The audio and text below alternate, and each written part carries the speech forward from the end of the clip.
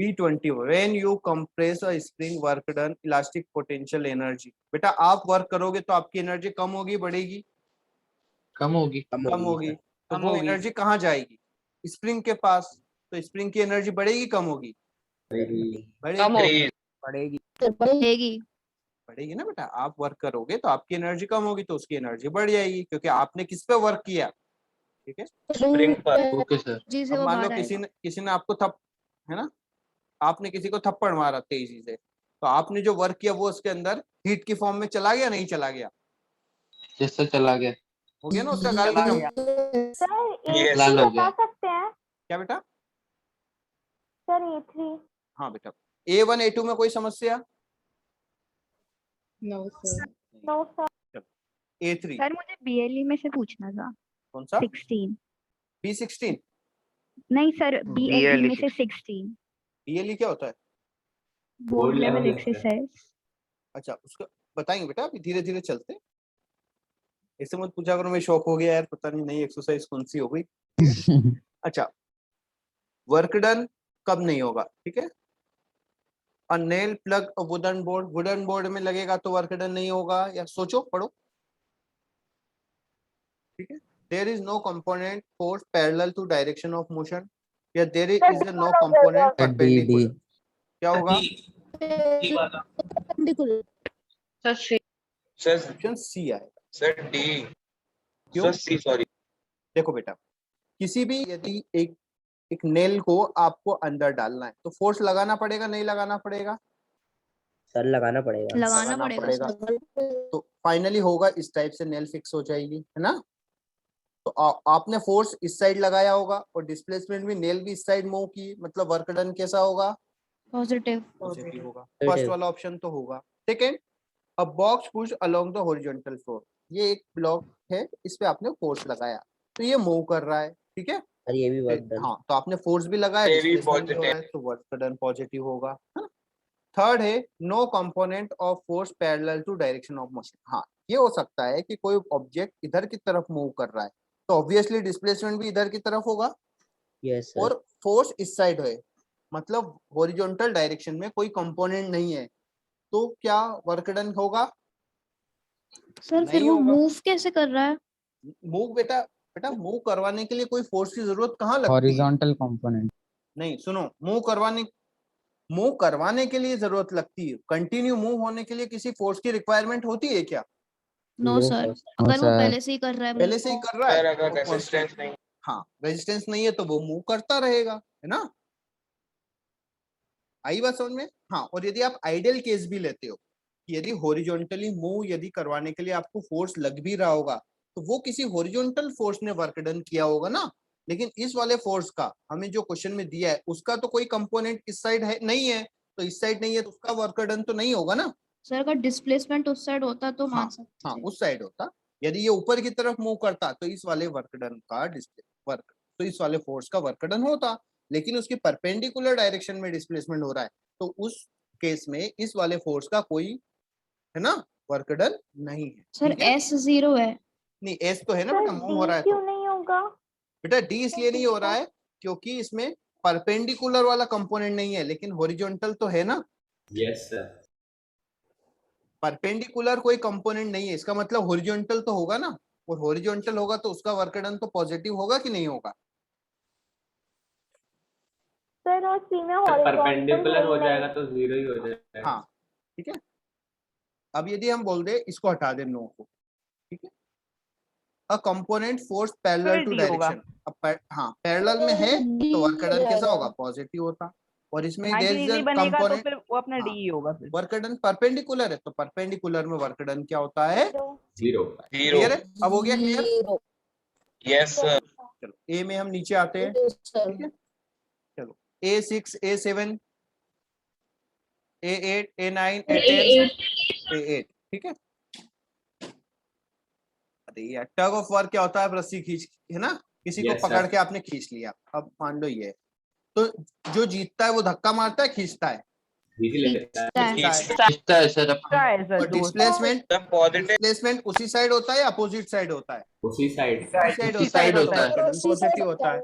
अच्छा, जो losing team होगी उसका क्या होगा, उसने फोर्स तो इस साइड लगाया लेकिन वो मूव तो इस साइड कर गए, तो वहां पे उनका Yes, वर्क डन sir, क्या negative होगा, होगा। नेगेटिव होगा। क्लियर है? नेगेटिव हो जाए।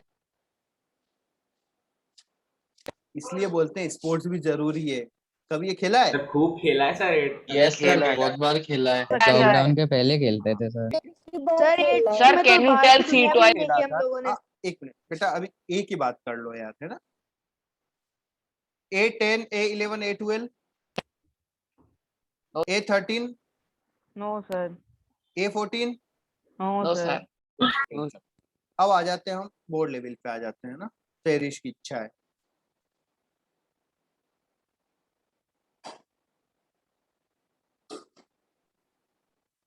ज्यादा ऊपर चले गए क्या? पेज नंबर बताओ बेटा। सर 72 72 सर 72 70 बहुत नीचे। 68, 69, 70, हाँ पेज, हाँ अब बताओ कौन सा वाला।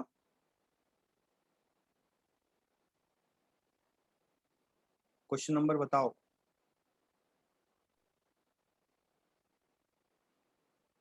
कहाँ गए जिसको डाउट था वो? कौन से क्वेश्चन में डाउट था?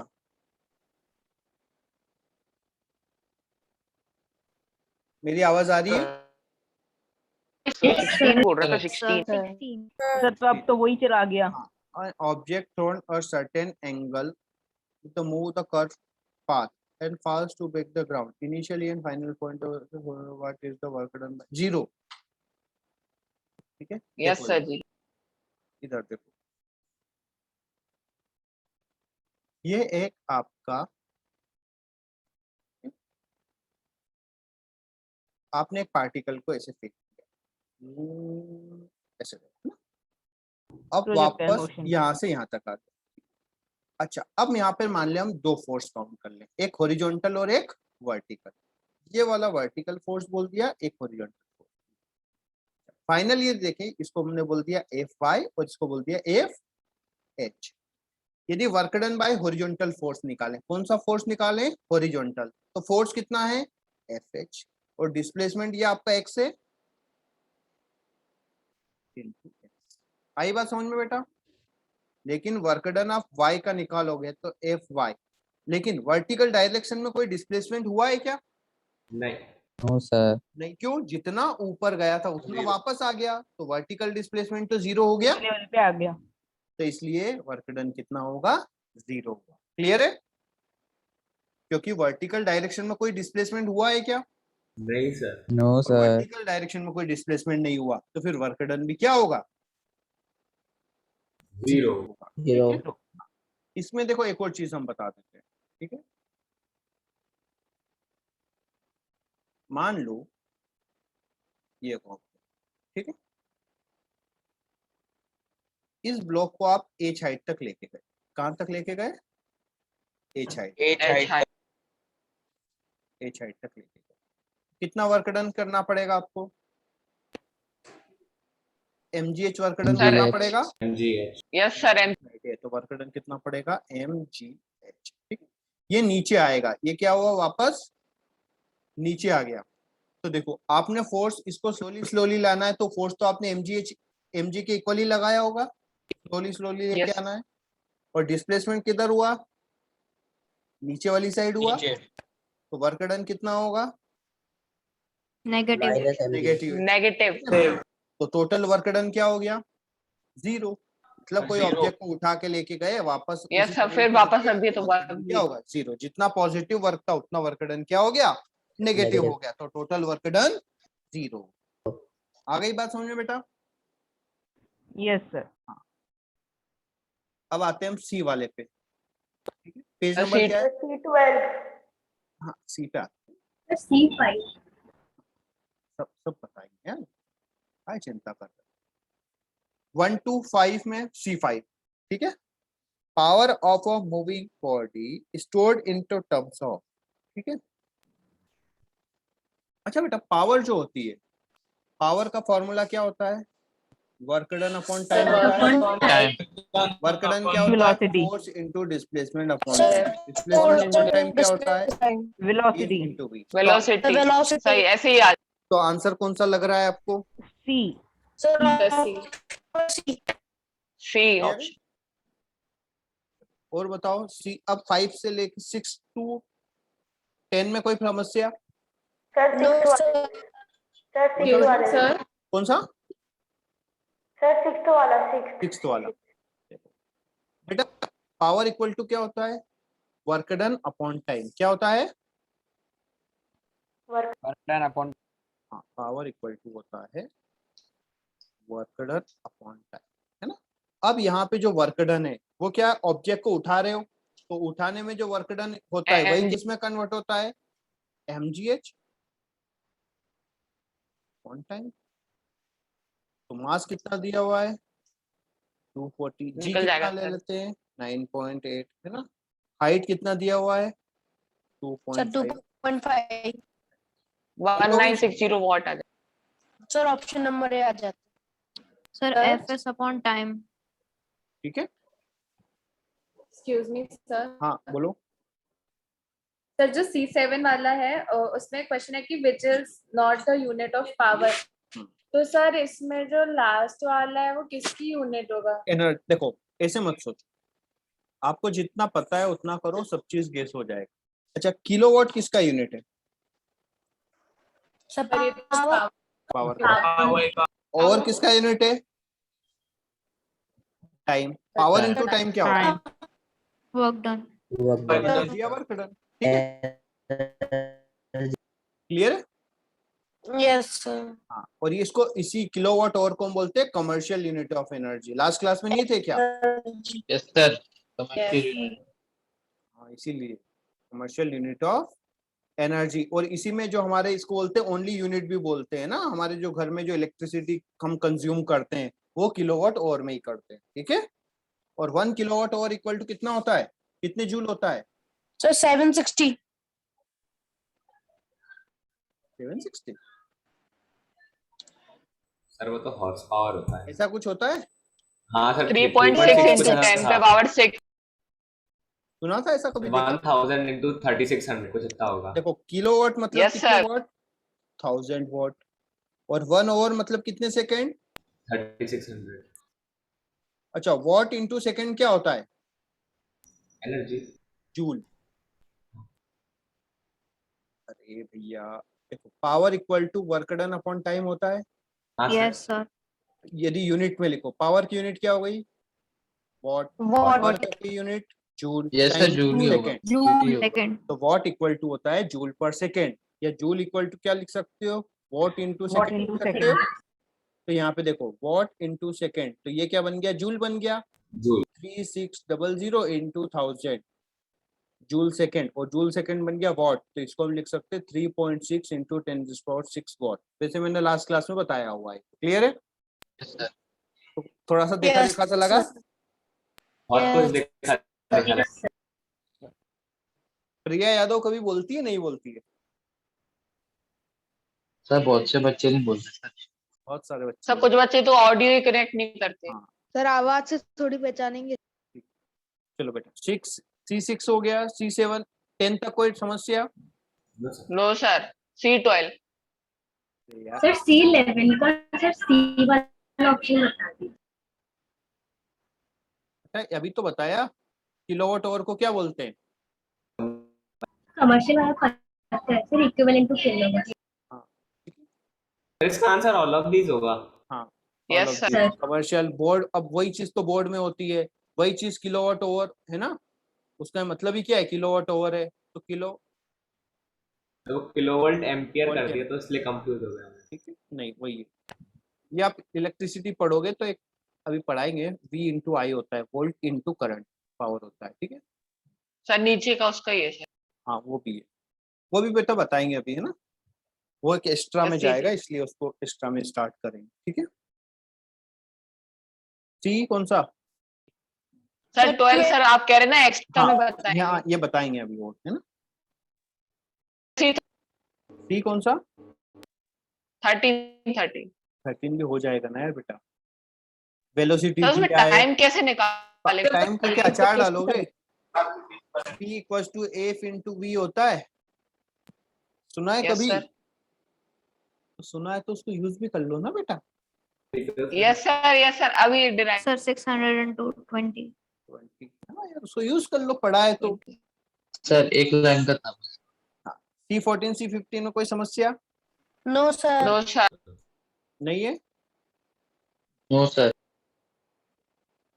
तो नेक्स्ट क्लास में आप ये बोर्ड लेवल निपटा दोगे?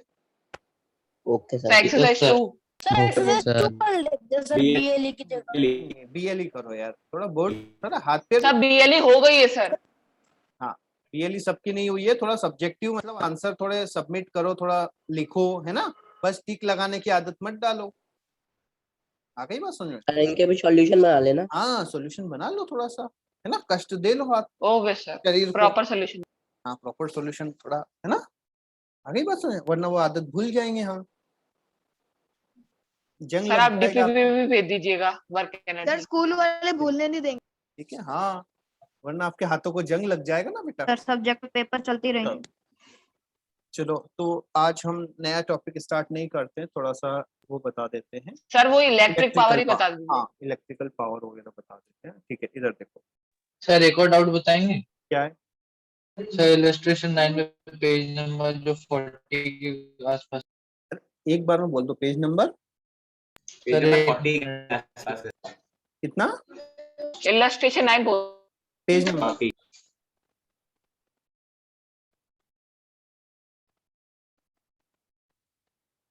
ये वाला। यस सर यही वाला। अब इधर देखो, ये वाला तो नहीं बता रहा हूँ। सही आप बता चुकी हो। इधर क्लास में सुनो, इधर कितनी अच्छी सी बात है। ये मैंने इतना अच्छे से बताया था, फिर भी यदि आप लोग डाउट पूछते हैं तो ठीक है यार। यस सर आपने मुझे ये बताया। इधर देखो, पोटेंशियल एनर्जी यदि एच हाइट पे कितनी होगी ये बताओ। एच हाइट पे कितनी होगी? mgh होगी। Yes sir. अब मुझे ये बताओ कि m और g में कोई चेंज होगा यदि हम ऊपर से लेके नीचे जा रहे हैं? नो नहीं सर। सर सिर्फ एच में होगा। तो जिस रेशो में हाइट होगी उसी रेशो में पोटेंशियल एनर्जी होगी। Yes sir. यदि Yes, मैं sir. बोल दूं हाफ हाइट पे h/2 पर, तो पोटेंशियल एनर्जी कितनी होगी? 50% होगी। Yes sir. हाफ होगी तो रिमेनिंग कितनी 50% क्या होगी? काइनेटिक। काइनेटिक Kinetic कितनी होगी? 50%। 50% मतलब mgh/2, है ना? और ये भी कितनी होगी? mgh/2। चलो अब 80% हाइट। बेटा टोटल एनर्जी तो बेटा वहां की स्पीड नहीं पता है ना, लेकिन देखो जितनी पोटेंशियल है उतनी काइनेटिक है ना, वैल्यूज तो वही रहेगी जितनी ना। वैल्यू उसकी सेम है ना। Okay sir.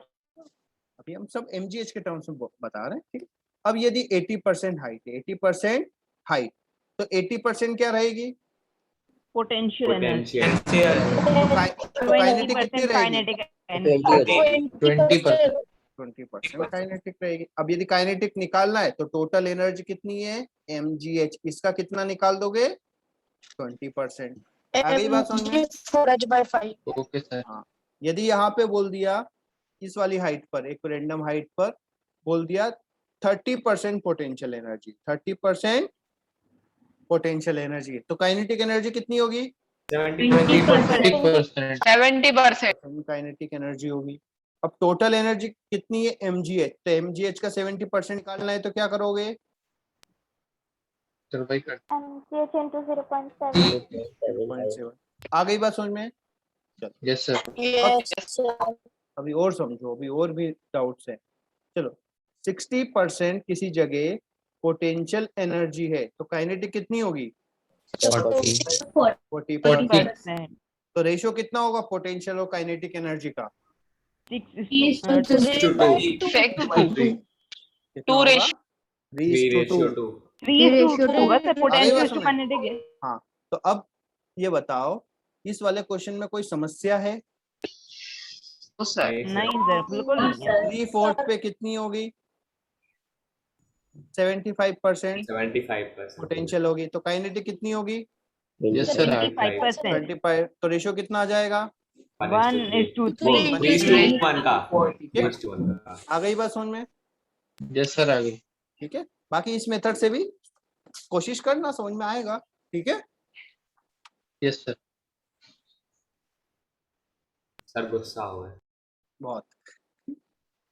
सर ने बहुत अच्छे तरीके से बताया एक था. बार बताऊं, गुस्सा जिसने भी डाउट पूछा ना, उसको ये क्यों नहीं आया? क्योंकि उसने सॉल्यूशन देखा, अपना दिमाग नहीं लगाया। सर मैंने शायद उस दिन की अटेंड ही नहीं करी थी। हाँ, तो क्यों नहीं करी थी बेटा? वीडियो देखना चाहिए। दूसरी बात, यदि सॉल्यूशन देखोगे तो नहीं आएगा। क्यों नहीं आया, उसका रीजन है सर अपना। बुकलेट में सॉल्यूशन देख के सर वो अजीब लगता है थोड़ा, हाँ, तो क्यों देखते हो? समझ में नहीं आता। तो क्यों देखते हो ना? किसने बोला सॉल्यूशन देखो? हम तो बोलते हैं कि सॉल्यूशन देखा ही मत करो, खुद से सॉल्व किया करो। बना के खुद से. नहीं आए तो हमसे डाउट पूछा करो, हम तो डायरेक्टली यही बोलते हैं ना। चलो अब देखो बेटा, वोल्टेज क्या होता है? अब ये आपके टर्म सिलेबस में नहीं है, तो वोल्टेज समझ लो, वोल्टेज और पोटेंशियल एक ही टर्म होती है। क्या होती है? Voltage and potential. हाँ, और इसकी यूनिट होती है वोल्ट। ये क्या, इसकी यूनिट क्या होती है? वोल्ट. वोल्ट हाँ, तो इसको वोल्टेज भी बोलते हैं। क्या बोलते हैं? वोल्टेज। वोल्टेज. ठीक है। हाँ, अब ये जो पावर है, जो वोल्टेज, ये डिसाइड करता है कि इलेक्ट्रॉन को फ्लो होने के लिए कितनी एनर्जी देना है, मतलब कितनी, जो इलेक्ट्रॉन जो फ्लो होते हैं, करंट फ्लो होता है, उसको कितना यस तेजी से फ्लो करवाने के लिए यस सर. रिस्पॉन्सिबल है। एंड्स पे ठीक है? कुछ केमिकल रिलीज हाँ. होता है. ये होता है वोल्टेज, उसको यूनिट करते हैं वोल्ट। ठीक है। अच्छा देखो, एक चीज होती है जो फ्लो होती है, वो 3 एनर्जी होती है। जैसे देखो, वाटर फ्लो होता है, यस सर. एक करंट फ्लो होता है, यस एक होती है हीट फ्लो। ठीक है, ये तीनों सेम ही है। ये तीनों क्या है? सेम है। वाटर फ्लो क्यों होता है? हाइट डिफरेंस की वजह से। किसकी वजह से? हाइट. अच्छा, सेम लेवल पे सेम हाइट है तो वाटर फ्लो होगा क्या? नो सर नहीं होगा। हाइट में नहीं डिफरेंस सर, होगा, वो मूविंग वाटर होगा हाँ, ही नहीं. लेवल में डिफरेंस होगा तभी वाटर फ्लो होगा। वैसे ही करंट फ्लो होता है पोटेंशियल डिफरेंस की वजह से। किसकी वजह से? Potential difference.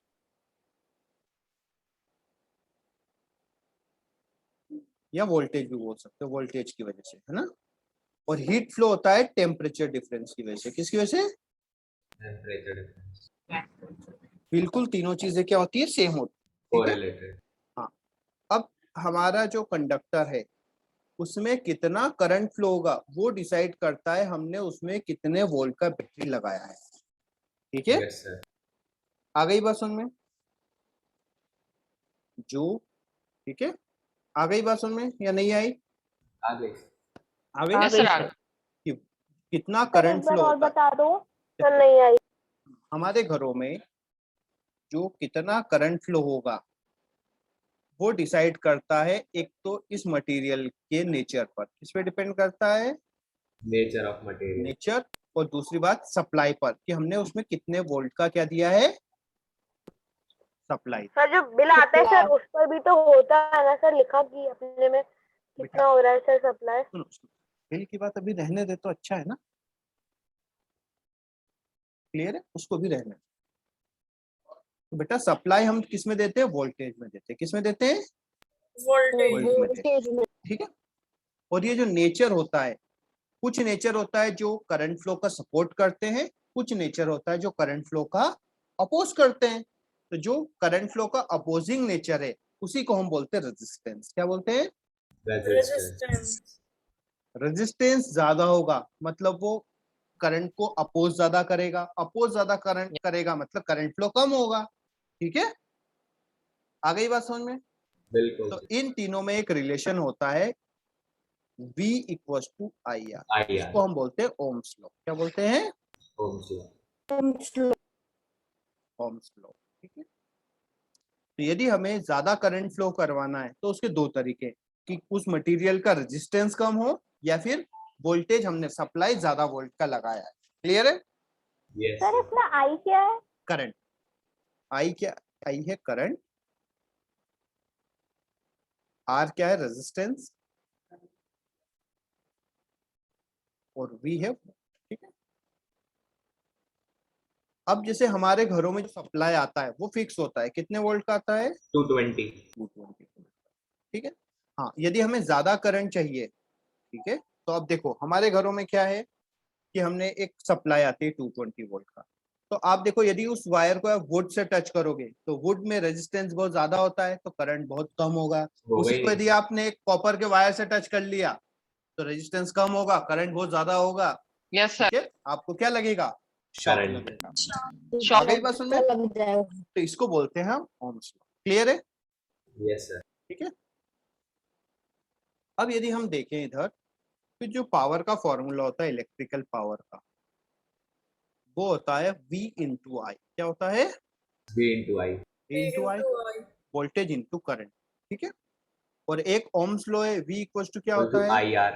I R. तो V की वैल्यू यहाँ पुट कर दो, क्या आई फॉर्मूला स्क्वायर बन गया? आर। ये दोनों आई एक ही है, ठीक है। आई स्क्वायर आर। तो आई आई स्क्वायर।